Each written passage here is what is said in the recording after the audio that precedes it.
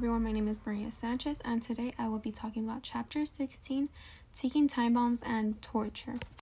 What this chapter essentially talks about is the use of torture against someone who has critical information. For example, if a terrorist has the information of the whereabouts of a bomb, we use torture to get that information out of them in order to save thousands or even more lives.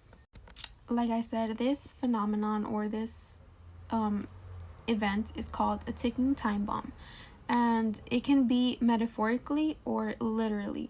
In most cases it's actually a bomb, but in other cases it can be used as hostage situations with guns, knives, any type of weapon, but there has to be a terrorist included or someone on the outside with valuable information that can help save the people in danger. Way before the ticking time bomb was an actual case or had an actual name, in the second half of the 20th century, this guy named Jeremy Bentham had a very similar experience, and it is believed to be one of the first experiences or cases of a ticking time bomb. In 1804, John Bentham wrote, "Suppose an occasion to arise in which a suspicion is entertained as strong as that which would be received as sufficient ground for arrest and commitment for a felony." In this section, he is explaining a scenario where someone who committed a felony is being arrested for suspicion about this crime. He then writes, "A suspicion that at this very time a considerable number of individuals are actually suffering by illegal violence infliction equal in intensity to those which, if inflicted by hand of justice, will universally be spoken of under the name of torture." What this means is that this particular person who is suspected of a crime, they are suspected of having the upper hand in justice because they have a lot of people is in danger or on the verge of suffering from illegal violence. He then writes, "For the purpose of rescuing from torture these hundreds innocents, should any scruple be made of applying equal or superior torture to extract the requisite information from the mouth of one criminal who, having in his power to make known the place where at this time the enormity was practicing or about to be practiced, should refuse to do so." What this means is that if he is about to cause harm to hundreds of people, we should also be causing the same amount of torture to him to basically take the information out of him to save all these people. Bentham believed that there is two different types of cases involved in torture. So the first one I will quote, "Where a man is required, what probably though not certainly in his power to do so, and for the not doing of which is possible that he may suffer, although he be innocent, but which the public has so great an interest in his doing that danger of what may ensue from his not doing is a greater danger than that even that of an innocent person suffering the greatest degree of pain can be suffered by torture." What this quote is explaining is that there is a 50-50 in the person that they arrested. So a 50% chance that they are innocent and a 50% chance that they aren't innocent. So they say that there is a greater risk in not torturing him, believing that he is innocent, because thousands of lives are in danger. So if they don't torture the information out of him, they will regret it if it turns out that he is part of this scheme. So they essentially are just thinking they should put one life at risk instead of thousands of lives at risk just because they believed that he was innocent. Bentham believes that there are limits to where the torture should go.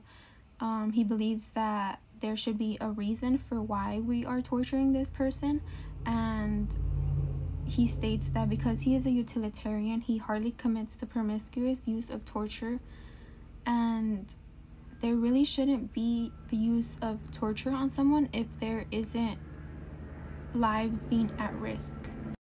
Bentham predicted his utilitarianism on 7 factors which relate to the ticking time bomb cases. These 7 factors are intensity, duration, certainty or uncertainty, propinquity or remoteness, fecundity,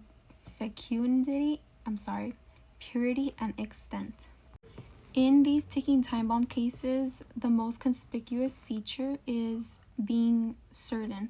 For example, the person being arrested, it's certain that they are the ones who are the terrorists. It is certain that torturing these people will get you information regarding the location of whatever they're looking for, and it is certain that this information will lead to saving a whole bunch of people. But like everything, there is another side to this, or another point of view to this.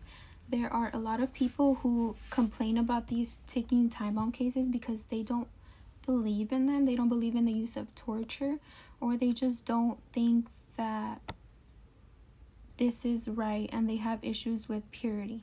They believe that the torture will have to end up being institutionalized, probably because they believe that if you torture somebody, you need mental help after it if you are a sane person. They also believe that they need training programs for these torturers to learn how to properly torture someone without causing life-threatening injuries. A lot of people also believe that utilitarians use torture to satisfy themselves, and they believe that they use this as an excuse to torture people without any repercussions. But that's not true. They believe that the torture should be the least harmful remedy applied, and that this should be the last resort. And they believe that even if this is a very difficult thing to do, at the end of the day, a little bit of torture will save a bunch of lives.